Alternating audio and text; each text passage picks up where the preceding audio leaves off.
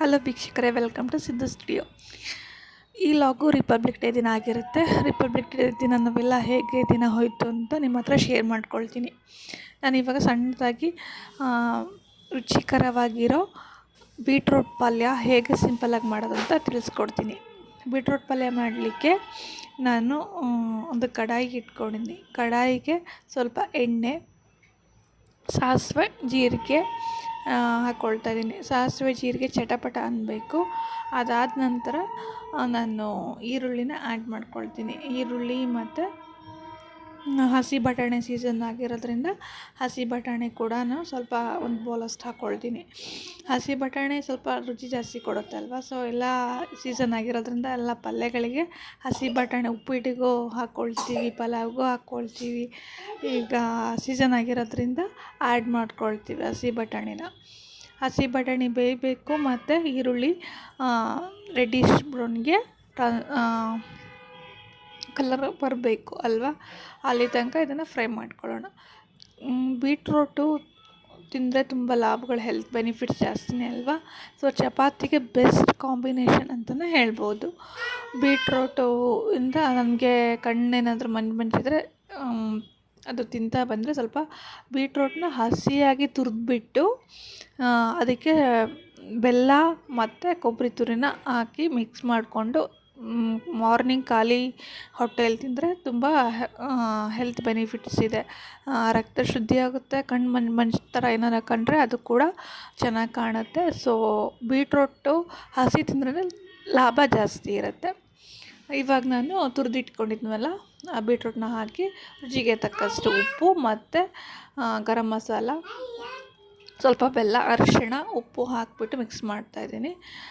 ಇದು ಸ್ವಲ್ಪ ಕೊನೆಯಲ್ಲಿ ಸ್ವಲ್ಪ ಹುಳಿ ಇಟ್ಕೊಳ್ತಾ ಇದ್ದೀನಿ. ಇದು ಜಾಸ್ತಿ ರಸ ಇರಬಾರ್ದು, ಪಲ್ಯ ಮೀಡಿಯಮ್ ಆಗಿರಬೇಕು. ರಸ ಆದರೆ ಟೇಸ್ಟ್ ಚೆನ್ನಾಗಿ ಬರೋದಿಲ್ಲ ಅಲ್ಲ. ಸೊ ಚಪಾತಿಗೆ ಗುಡ್ ಕಾಂಬಿನೇಷನ್ ಅಂತ ಹೇಳ್ಬೋದು ಬೀಟ್ರೋಟ್ ಪಲ್ಯ. ಈಗ ನೆಂಚ್ಕೊಳ್ಳೋಕ್ಕೆ ನಾನು ಗೋಬಿ ಫ್ರೈ ಮಾಡ್ತಾಯಿದ್ದೀನಿ.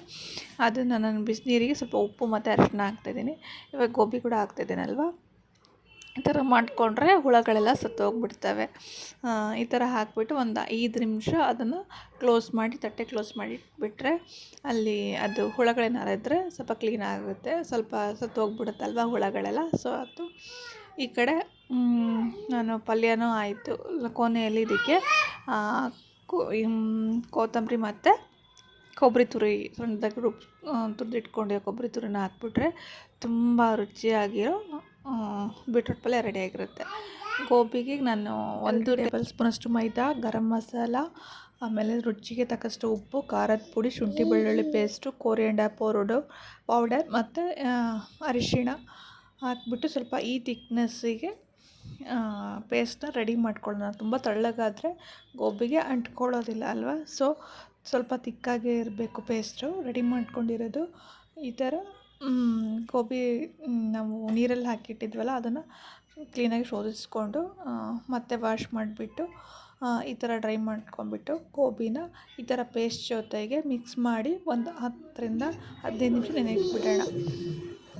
ಇವಾಗ ಚಪಾತಿ ರೆಡಿ ಮಾಡ್ಕೊಳ್ಳೋಣ. ಚಪಾತಿಗೆ ನಾನು ಬೀಟ್ರೋಟ್ ಪಲ್ಯ ಮಾಡಿದ್ನಲ್ವ, ಸೊ ಚಪಾತಿ ಜೊತೆಗೆ ಬೀಟ್ರೋಟ್ ಪಲ್ಯ ಆಗಿದೆ. ಈಗ ಚಪಾತಿನ ಮಾಡ್ಕೊಳ್ತಾ ಇದ್ದೀನಿ. ಮೊದಲಿಗೆ ಹಂಚನ್ನು ಕಾದಿಟ್ಕೊಳ್ತಾ ಇದ್ದೀನಿ. ಹಂಚು ಸ್ವಲ್ಪ ಕಾದಾದ್ಮೇಲೆ ಎಣ್ಣೆ ಕೂಡ ಸೋರಬೇಕು.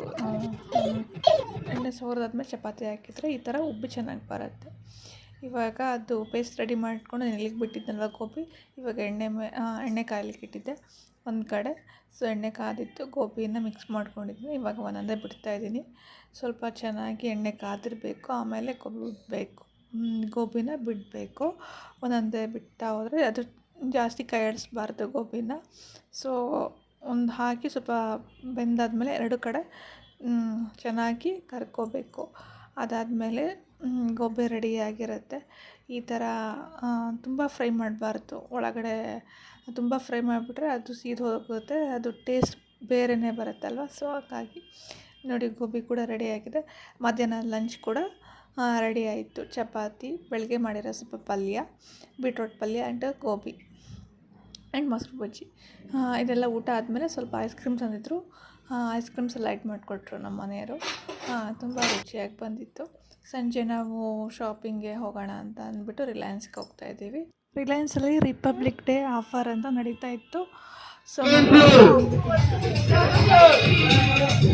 set of 3 luggage 499 single cabin bag box from 1K99.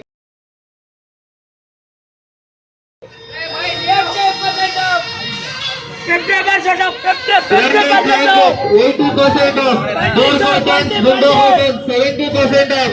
Please reach Kerala buy one get one free. ನೋಡಿದ್ರಲ್ಲ ಯಾವ ಥರ ರಿಲಯನ್ಸಲ್ಲಿ ಆಫರ್ ನಡೀತಾ ಇತ್ತು, ರಿಪಬ್ಲಿಕ್ ಡೇ ದಿನ ಸ್ಪೆಷಲ್ ಆಫರ್ ಅಂತ. ಒಳಗಡೆ ಕೂಡ ತುಂಬ ರಶ್ ಇತ್ತು. ಸೊ ನಾನು ಏನೋ ತೊಗೋಬಾರ್ದು ಅಂತ ಅಂದ್ಕೊಂಡು ಹೋದೆ, ಬಟ್ ತುಂಬ ಬಟ್ಟೆಗಳು ಹಾಗೆ ಇದ್ವು ಮನೇಲಿ ಹೊಸದು. ಸೊ ಅಲ್ಲಿ ನೋಡಿದ ತಕ್ಷಣ ಮನಸ್ಸು ಒಪ್ಪೋದಿಲ್ಲ. ಸೊ ನಾನು 4-5 ಡ್ರೆಸ್ನ ಪರ್ಚೇಸ್ ಮಾಡಿದೆ. ನಮ್ಮ ಮನೆಯವ್ರು ಕೂಡ 4-5 ಪರ್ಚೇಸ್ ಮಾಡಿಟ್ರು. ಸೊ ನೋಡಿಕೊಂಡು ಬಟ್ಟೆ ತೊಗೊಂಡು ಬಂದ್ವಿ. ನಮ್ಮ ಮಗ ನೋಡಿ ಈ ಥರ ಟ್ರಾಲಿಯಲ್ಲಿ ಕೂತ್ಕೊಂಡ್ರೆ ಅವನಿಗೆ ಸಿಕ್ಕಾಪಟ್ಟೆ ಖುಷಿ ಇರುತ್ತೆ. ಆ ಕಡೆ ಯಾರು ಇವನ ಏಜ್ನವರೇ ಅಣ್ಣ ಅಕ್ಕ ಯಾರು ಬಂದುಬಿಟ್ರೆ ಅಮ್ಮ ಅಣ್ಣ ಅಕ್ಕ ಅಂದ್ಕೊಂಡು ಬಂದುಬಿಡ್ತಾನೆ. ಸೊ ನೋಡಿ ನಾವು ಈ ಥರ ಇಷ್ಟು ಶಾಪಿಂಗ್ ಮಾಡ್ಕೊಂಡು ಬಂದಿದ್ದೀವಿ ರಿಲಯನ್ಸಲ್ಲಿ. ತುಂಬ ಖುಷಿಯಾಗಿ ಇವತ್ತಿನ ಡೇ ಹೋಯಿತು. Thanks for watching.